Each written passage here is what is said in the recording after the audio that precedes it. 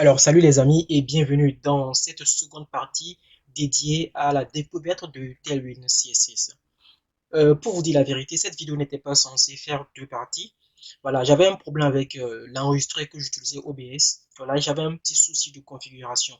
Donc, en réalité, la vidéo, je l'avais terminée jusque lors du montage. Voilà, lors du montage, je me suis rendu compte qu'à des moments donnés, il y avait des séquences il y avait des bugs, quoi. Donc, il y avait des parties qui buggaient, on n'arrivait pas à voir correctement et tout. Donc, j'ai dû couper la vidéo. Donc, dans cette seconde partie, voilà, puisque j'avais déjà fait la vidéo, déjà en entier, j'avais déjà tout codé. Donc, dans cette seconde partie, on va pas coder, on va juste passer en revue ce qui a été déjà fait et expliquer chaque partie. OK? Donc, pour ceux qui n'étaient pas là, on était en train de réaliser, voilà, on était en train de réaliser cette page-là mais avec du Tailwind CSS. Okay, donc, on a décidé de ne pas tout faire, on a juste décidé de prendre juste quelques éléments qui vont nous permettre de voir un peu comment le framework fonctionne. Et comme ça, après, si vous êtes intéressé, d'aller beaucoup plus en profondeur pour découvrir le framework. Donc, ici, c'est une vidéo de découverte. Voilà. Je ne vous donne pas un cours, comme je le disais dans la vidéo précédente. Je vous donne juste, voilà, je vous fais découvrir juste l'outil à travers un cas pratique. Ok, on a déjà un cas fait avec du CSS pour ceux qui suivent la formation, pour ceux qui suivent ma formation sur le CSS. Voilà. Maintenant, on a essayé de faire la même chose mais avec du terminal CSS. Ça fait qu'on puisse voir un peu comment on peut utiliser ce framework pour aller beaucoup plus vite, comment on peut utiliser ce framework pour aller beaucoup plus voilà, rapidement. Quoi. Alors, sans tarder, sans transition, on va se rendre. Ici, on va déjà faire une petite comparaison. Ça, c'est la version que nous sommes en train de développer. Avec Tailwind, déjà, je pense que ici, je vais mettre la couleur du test en blanc. Tac, tac, tac. Au niveau de mes éléments ici. Voilà. Je pense que c'est ça. C'était un oubli.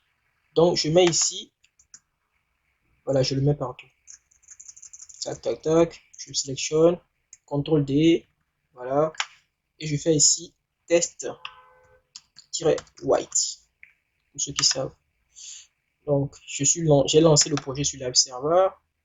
Et voilà. Là, j'utilise un CDN pour travailler. Je rafraîchis pour être sûr que. Bon, voilà. On n'a pas besoin de rafraîchir, mais à des moments donnés, il faut rafraîchir pour que ça soit là. Ok, donc dans la première partie, on s'était concentré uniquement sur la navbar. La navbar, ça nous a permis de comprendre déjà comment fonctionnent les flèches avec Tailwind CSS. On a vu un peu comment faire ces espacements-là, on a vu un peu la typographie, le graissage, on a vu comment faire un champ. Voilà, comment faire des boutons, les effets de hover.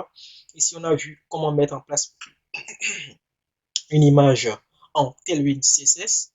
Ok, donc on a fait ici quelques badges en T1 CSS. Voilà, on a fait essayer de mettre ici quelques transitions et tout. Donc c'était un peu ça, ce qu'on avait vu dans la première partie. Dans la seconde partie, on va essayer de faire faire ce truc-là, voilà, de faire voilà les derniers épisodes, le top hebdomadaire. Ici, les compétences, ce qu'on va plus apprendre ici, c'est comment voilà positionner nos éléments. Déjà ici, on va mettre en place un système de grid et ici un système de flèches aussi, comment espacer nos éléments. Ici, on va utiliser plus les bordures, voilà, pour pouvoir faire ces trucs-là. Donc déjà, c'est un peu ça.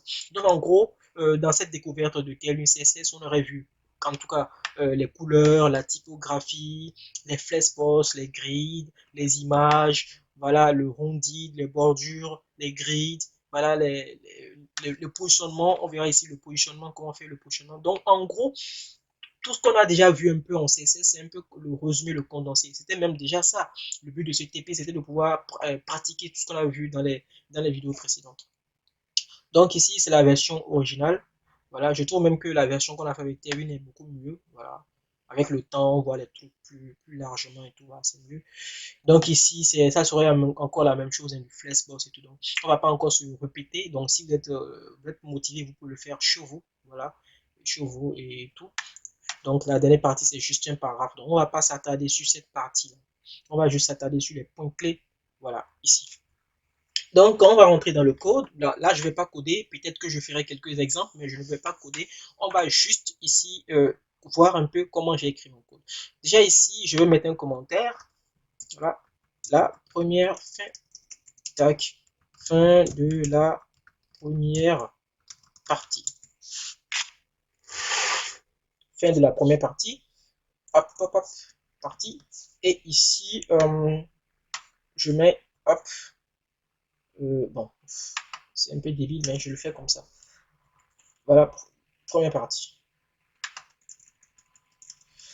Donc, on va entamer ici la seconde partie. La seconde partie, c'est juste ceci. Voilà, on va déplier un peu. Voilà, on va juste déplier. Le code, il ne faut pas que ça vous fasse peur, c'est juste un empilement de classes. Donc, je le disais que c'est parce que j'utilise ici un CDN. Si j'utilisais, voilà, le Tailwind, si j'avais fait l'installation avec, j'avais fait l'installation proprement et tout, avec Tailwind CLI ou bien en utilisant, voilà, voilà, en utilisant PostCSS, cela aurait été beaucoup plus simple. On aurait pu en tout cas rajouter ces fichiers là, une config et tout. Mais avec le CDN, non, on est un peu limité. Donc, je ne l'ai pas fait parce que j'estime que ceux qui me suivent, c'est des gens qui débutent en programmation et tout. Bon, même s'il y a des gens qui ne débutent pas en programmation, mais voilà, c'est la masse, quoi. C'est la cible visée. Donc, j'estime qu'ils ne connaissent pas encore NPM et tout, comment installer un package. Donc, ça sera un peu compliqué de gérer ça. Quelqu'un va vouloir faire le test chez lui. Ça n'a pas fonctionné, ça n'a pas fonctionné. Voilà, parce qu'il a oublié de faire peut-être NPM install ou bien un truc comme ça. Donc, pour éviter tous les problèmes, je vais ici le site. Là, avec la connexion, vous pouvez avoir accès à Tailwind CSS. Ok, on peut aussi l'utiliser ici avec des frameworks. Moi, je l'utilise souvent avec du Nust et du Vue. Non, c'est pas là. Ok, du Nust et du Vue. Voilà, j'utilise souvent avec du Nust et du Vue. Donc, sans plus tarder, si on va rentrer dans le code. Donc, ici, on va analyser un peu. Voilà, on veut réaliser, on va sur l'original. On veut réaliser ça. On veut réaliser cette partie-là, cette grosse partie. Je ne sais pas si je peux. Voilà, on veut réaliser cette grosse partie. Pour ce faire, on va analyser un peu. En HTML, CSS, ce qu'on aurait fait, c'est-à-dire, on analyse un peu. Il y a déjà des marges ici, des marges à l'intérieur qui sont là. OK? Donc, on a une grosse div. OK? Une grosse div qui va contenir les deux divs là. Div de dernier épisode et div de top hebdomadaire. OK? En CSS, en HTML, CSS, c'est comme ça on aurait voilà, planifié la chose. Donc, on aura une div globale qui va contenir les divs entrantes. Voilà, ces deux divs là. On va amener les flexbox pour pouvoir voilà, travailler, pour pouvoir voilà, les flexbox ici pour pouvoir voilà, positionner nos éléments par rapport aux parents. Donc on aura voilà, deux éléments qui sont là. On va ici utiliser voilà, des espacements gap, ce qu'on veut, pour pouvoir mettre de l'espacement entre ces deux éléments. Donc on fera la même chose ici avec du Tailwind. Donc le même raisonnement. Ok. Donc ici, voilà, on a une div globale. Voilà, cette div globale est en display flex. Donc, pour ceux qui savent, flex, donc c'est juste flex. Et ici, nous aurons une marge intérieure de 4 pour dire que voilà, en haut, en bas, sur tous les côtés, voilà 4. Donc, on aura un peu d'espacement ici, en haut et truc là. Voilà, c'est le P4. Donc, si je retire le P4, on verra que l'élément sera collé au bord. Bon, je vais sur la version originale. Voilà, c'est mieux. Vous voyez, l'élément sera collé au bord. Donc, je remets mon P4. Voilà, P-4. Voilà, l'élément redevient. Voilà, on a un peu notre espace ici. Maintenant que nous avons nos deux éléments, notre premier div ici et notre second div qui est là. Donc, à partir du parent, on peut piloter maintenant les enfants. Voilà. Et ici, nous avons deux divs. La première div, il a une largeur voilà, de 4 sixièmes et la seconde de 6 sixièmes. C'est un peu comme un 80-20% ou bien un 60-40%. Mais bon, un peu plus comme un 80-20%. Voilà. Donc, ils ont une hauteur voilà, de 100% ici. Voilà, c'est ce qu'on a là. Maintenant, l'espacement qui est au milieu, voilà, l'espace qui est au milieu ici, cet espace-là, c'est le space is-4 aussi. Si je retire cet élément, c'est un peu comme un gap. OK? Voilà. Donc ici, on va remettre ça. Voilà. Maintenant, notre parent étant displayFlex et que nous avons mis ici, voilà, de l'espacement entre nos éléments, ce qu'on va faire maintenant, c'est tout simplement travailler sur cette première partie. Déjà, on a un titre. Voilà, la première partie. Ici, on a un titre. Voilà. On a ici un test LG, du test-blanc, voilà, BG Center, vous connaissez déjà. Et dans ce titre-là, voilà, le titre, il a une marge en bas, voilà, une marge en bas, ici, MB-4. Et en bas, ce qui va nous intéresser le plus, c'est la grille. Donc ici, nous avons une grille qui contient, voilà, une grille de 3 colonnes, voilà. Donc pour faire ça, je reprends, on va sur la doc. Donc si on tape ici grid, c'est un peu comme mon CSS. Voilà, grid template colonne. Voilà, on fait juste grid calls, on précise le nombre de colonnes. Donc c'est un peu comme un FR, un FR. Donc on met grid calls-3, c'est comme si on avait voilà 3 FR. Donc avant de l'appliquer, il faut préciser que nous sommes en display flex. Donc voilà, il faut préciser qu'on est en display flex. Donc display grid, donc il faut rajouter maintenant le mot-clé grid. Donc ici, on met par exemple, si je veux deux éléments, je mets ici un grid-calls-2.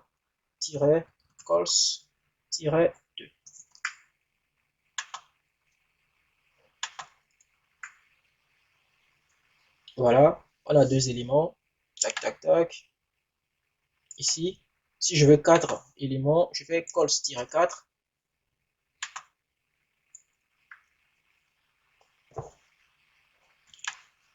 Voilà. Si je veux trois éléments, je fais calls-3. Je profite pour introduire un peu la responsivité. Je l'ai pas fait dans cette vidéo. Ici, par exemple, je voudrais que, voilà, sur LG, voilà, je vais sur responsivité. Voilà, media query, euh, responsivité, responsive design, voilà. Donc voilà, Tailwind est basé sur du mobile first. Donc on a un certain nombre de breakpoints prédéfinis ici. Voilà, c'est voilà du mobile first. Donc à partir de 640, 768, LG, voilà, on a un certain nombre de valeurs qu'il faut connaître, les standards. Néanmoins, on peut quand même modifier, on peut rajouter des médias spécifiques si on le désire. Donc avec un fichier de configuration qu'on n'a pas là, on va juste se contenter voilà, de ce qui est là actuellement. Donc je disais que c'est du média, c'est du mobile first. Tailwind est basé sur du mobile first, c'est-à-dire on parle du plus petit écran au plus grand écran. Ok. Donc ici, lorsque je suis sur un petit écran, je veux du grid-calls-1. Ok.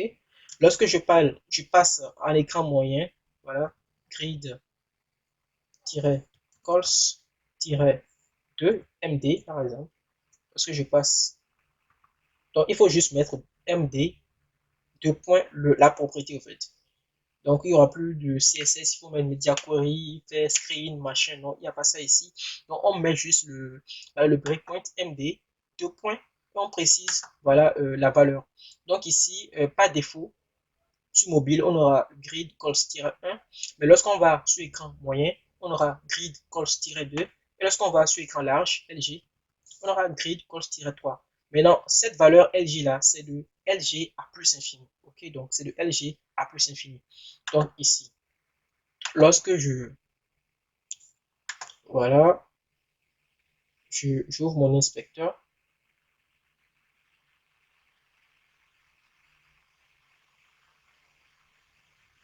voilà, je vais ici dans la partie émulation. Hop, je retire ça. Donc ici, nous sommes sur, voilà, petit écran. Sur les petits écrans, vous allez constater que c'est empilé. Voilà, c'est un élément que nous avons. Lorsque nous passons à MD ici, c'est à partir de 768. OK? Donc 768. Donc on prend par exemple, voilà. Vous voyez, à partir de 768, ça devient deux éléments. Et lorsqu'on revient ici, iPhone 12 Pro, un élément. Bon, en gros, le site n'est pas responsive en réalité, mais bon, c'est juste cette partie-là. Et lorsqu'on passe sur écran large, voilà, ça devient trois éléments. Donc c'est un peu ça, c'est un peu ça en fait. Donc moi je retire l'émulation. Ok, voilà. Donc, on met ici un grid. Voilà, calls, on précise le le nombre de colonnes. Si on veut faire de la responsivité, on met juste les breakpoints, deux points, on met nos éléments dedans. Ok. Maintenant, on va se concentrer sur chaque élément. Voilà, on va se concentrer sur cet élément en particulier. Les autres éléments, c'est juste des images qui sont à l'intérieur, mais cet élément, il y a des choses dedans. Donc déjà, c'est une div, cette div-là. Dans cette div, nous avons deux éléments. Nous avons un paragraphe et nous avons du test, ce qui est normal. Dans le paragraphe, ici, nous avons une image. L'image prend la largeur, voilà, la largeur maximale en fonction de la grille. La largeur maximale, c'est calculé automatiquement. Il a un objet de cover pour qu'il puisse s'étendre correctement. On lui a fixé une largeur de H52. Ça fait à peu près dans les 208 pixels. Ok, donc on met ici l'image. C'est ce que nous avons là. Ok. Maintenant, vous allez constater qu'en bas, nous avons du test. Ce qui n'est pas fait pour les autres. C'est fait exprès parce que la vidéo sera longue si je fais la même chose partout. Donc, je l'ai fait juste pour un élément. Donc, ici, nous avons en bas juste du test. Ok, juste du test. Font SM, voilà, BG White et tout. Maintenant, le tout est ici, le tout est dans une div et cette div est en shadow pour qu'on puisse voir un peu, voilà, qu'on sente un peu les ombres autour, en fait. Voilà, pour qu'on sente un peu les ombres autour. Donc, c'est simple. Donc ici, nous avons voilà notre badge. Pour faire un badge, comme on devait le faire en CSS, il faut que le parent ici soit en positionnement relatif. Pour faire du positionnement relatif ici, il faut juste mettre classe relatif, ok, relatif simple. Maintenant, il faudrait que l'enfant soit en position absolue. Donc ici, nous avons défini ici, il y a la couleur, l'aspect de notre badge. On a un BG red, c'est-à-dire du test rouge, du test SM, voilà, du test SM, du test white. On a mis un peu de padding, un peu de voilà, du border radius. On est passé en positionnement absolu. Et puis voilà, on le fixe en haut et à droite. Voilà. Lorsque je mets ici, je retire le top. Voilà, notre élément va se retrouver pour le moment quelque part. Voilà là. Donc je mets top 0. Je mets par exemple top-0, totalement en haut.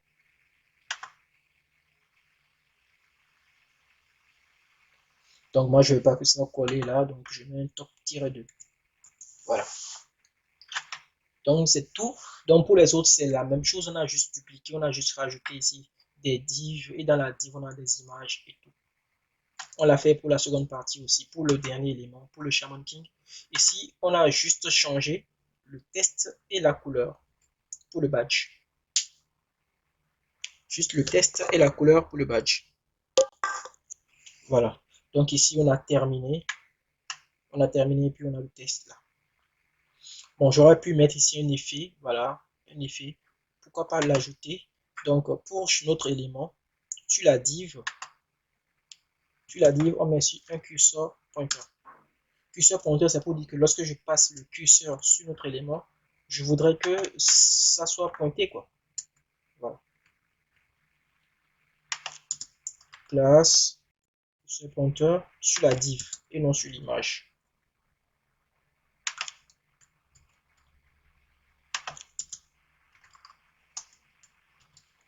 Donc, sur le dernier élément, je fais curseur pointeur. Voilà. Voilà. Ça devait être normalement un lien. Donc, on clique dessus, on se rend sur la page. Voilà. Mais c'est pas un lien. On va se contenter de ça. Maintenant, on va passer directement à la seconde partie. Voilà. Seconde partie ici, on va fermer ceci. Ne vous inquiétez pas, la source sera disponible sur mon compte Mega. Voilà. Donc, la seconde partie ici, on aura ici, voilà, le même scénario. On aura ici le test, top hebdomadaire, voilà, BG, voilà, font ça. Et puis ici, nous aurons une bordure. Les bordures, c'est un peu comme en CSS. On va sur la doc, tac, tac, tac, border. Donc, bordure, ici, nous avons les bordures width, comme en CSS. Il faut juste mettre border-2-4, un certain nombre de valeurs. On peut faire border-2, voilà, bordure width, c'est-à-dire la largeur de la bordure. Voilà. Ici, on peut préciser la direction que va prendre la bordure. Si c'est une bordure en haut, en bas, sur les côtés. Voilà, top, T pour le haut, right, ici pour la droite, B pour le bas, et L pour la gauche. On peut aussi faire le border X et border Y. Voilà, sur les côtés. Voilà, border X et border Y. Donc, on peut combiner cela avec le border width. Là, par exemple, on a un border top, mais avec un width de 4. On peut rajouter ici une couleur pour notre bordure. Voilà. Comme je le disais, le Tailwind ici, c'est un CSS beaucoup plus minifié. Donc, on n'a pas forcément besoin d'un fichier style pour faire le CSS. On a juste, voilà, voilà, des propriétés raccourcies. Je dirais même des valeurs, parce que c'est souvent des valeurs qu'on a classifiées, qu'on a mis dans des classes qui nous permettent directement d'avoir accès à nos éléments. Et ce qui est intéressant avec Tailwind, c'est qu'on a directement le style que le CSS nous donne. C'est pas comme en Bootstrap, on a un style que Bootstrap nous fournit, mais c'est directement le style que le CSS est censé nous donner. Si on fait un BTN primary, c'est le style qu'on a défini qui sort, le style que le CSS devait générer qui sort. C'est ça qui est intéressant. Et nous avons aussi la customisation. On peut faire un certain nombre de configurations pour pouvoir avoir accès à nos éléments. Donc ici, c'était pas un cours, mais il faudrait quand même que j'explique les éléments. Donc ici, comme on les explique ainsi, comment utiliser ici les bordures, donc on met juste border, on précise ici le X ou bien le Y, on met ici la largeur, on met ici la largeur en fait. Ok, et suivi de la couleur si on veut. Donc c'est soit X, soit Y, voilà, ou soit une valeur, voilà, un top, un bottom, et voilà. Donc ici, ce qu'on a fait, on vient d'abord sur la page, on analyse un peu sur l'original. Donc ici, nous avons notre liste, une liste d'éléments. Donc on a UL, E, D, L, I. Donc comment on a pu faire ceci? Donc c'est pas chaque élément qui est dans une bordure, non, cela ne va pas fonctionner. Ok, chaque élément ici. Donc on a juste mis la UL ici, on a juste mis une bordure au niveau de UL. Et chaque élément, voilà, chaque élément a une bordure en bas. Chaque élément a une bordure en bas ici. Et ce que j'ai essayé de faire.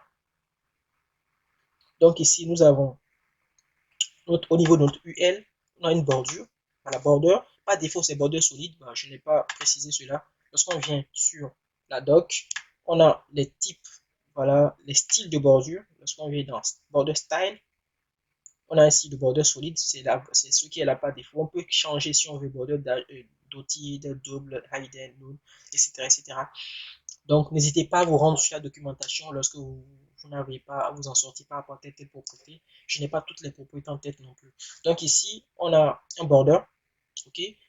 Ici, solide par défaut. Donc, border gris, je veux une border gris de 300. Pas trop forte, quoi. Donc là, on a nos LI qui sont là.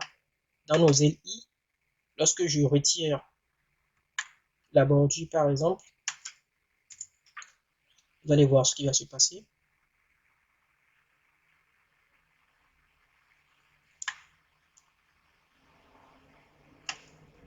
Voilà. En y repensant, je disais que c'était pas possible, mais si je retire ça,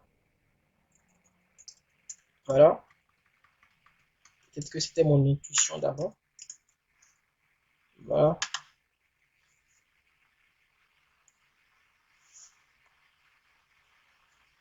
Voilà, je pense qu'on a le même résultat. Hein.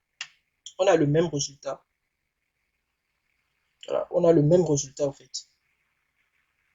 Juste que j'ai écrit plus de code qu'il en faut. Voilà, bon, pas plus de code qu'il en faut. Juste que voilà, je suis passé par une autre méthode. Ok, donc ce que j'avais fait, donc ici j'avais mis ici une bordure, une border, et j'ai mis ici une border grille 300. Et ce que j'ai fait, pour chaque élément, j'ai fait une bordure j'ai fait une bordure en bas. Hop, hop, hop. Ça va pas. Hop. Tac, tac, tac, tac, tac. Bon, j'ai fait une bordure en bas. Une bordure en bas pour chaque élément. Donc, en gros, on avait la bordure globale. On avait la bordure globale. Et en bas, je définissais juste, voilà, des bordures pour que ça puisse rentrer dedans. Mais je viens de me rendre compte qu'en réalité, j'aurais pu juste mettre des bordures pour chaque élément. Des bordures pour chaque élément. Border. Voilà. Des bordures pour chaque élément. Et je n'aurai plus besoin de mettre ici une bordure. Voilà. on a le même résultat. On a le même résultat qu'on devait avoir. Donc, pour notre LI ici, c'est les mêmes propriétés, on ne va pas revenir là-dessus. On a un test LG, uppercase pour dire que c'est du majuscule. Je veux bordure aussi, bordure gris 300. Voilà, sur tous les côtés. Voilà. PX, PX, PY, du fond semi-bold. Voilà, un peu de PY pour que nos éléments soient espacés. Donc, les amis, c'est tout ce que je voulais vous montrer sur Tailwind CSS. Il y a encore beaucoup de choses. Quand vous allez sur la documentation, on a encore pas mal de choses. Ok, on a encore beaucoup de choses. Mais je vous ai juste montré, voilà, l'essentiel pour commencer déjà à faire du Tailwind. Voilà l'essentiel. Pour faire déjà du Tailwind, si les displays, voilà. Il y en a plusieurs. On met bloc, inline flex. Je vais juste montrer l'essentiel pour faire du Tailwind. Tailwind nous permet de faire beaucoup de choses. Voilà, comme je disais, c'est du CSS, voilà, typographie, font family, voilà, font style, italique, line height, landing, voilà, hauteur de ligne, test decoration, vertical en ligne, white space, pour ne pas que le test soit coupé, le test soit coupé, background, background attachment, background clip, voilà, on a pas mal de choses, les bordure radius, ici, voilà, les effets, shadow, opacity, on peut mettre de l'opacité, on a ici les filtres, voilà, disponible depuis CSS3, le blur, voilà, le contrast, l'invert, saturation. Voilà, on a pas mal de choses. Tout ce que le CSS nous permet de faire, Tailwind a déjà prévu cela. On a le tableau ici avec du Tailwind. Malheureusement, je ne l'ai pas utilisé. Voilà, tableau. Donc, on vient sur la doc, ici tableau. On met juste code border. Voilà, on prend juste ce code. Voilà, on essaie de comprendre. Voilà. On a les transitions. Voilà, les transforms, rotate, scale. Voilà. Voilà, le scale par exemple, lorsqu'on fait un hover, on peut faire un scale de, ici par exemple, un scale de X ou bien Y, on peut faire juste un scale de 50 pour que le test s'agrandisse un peu. Voilà, c'est un très bon effet et tout. Voilà, le SVG, fill, streak, voilà. On a pas mal de choses. Voilà, typographie, plugin, on a aussi un certain nombre de plugins. Voilà, les plugins ici, ce sont des petits trucs pour nous permettre d'aller beaucoup plus vite.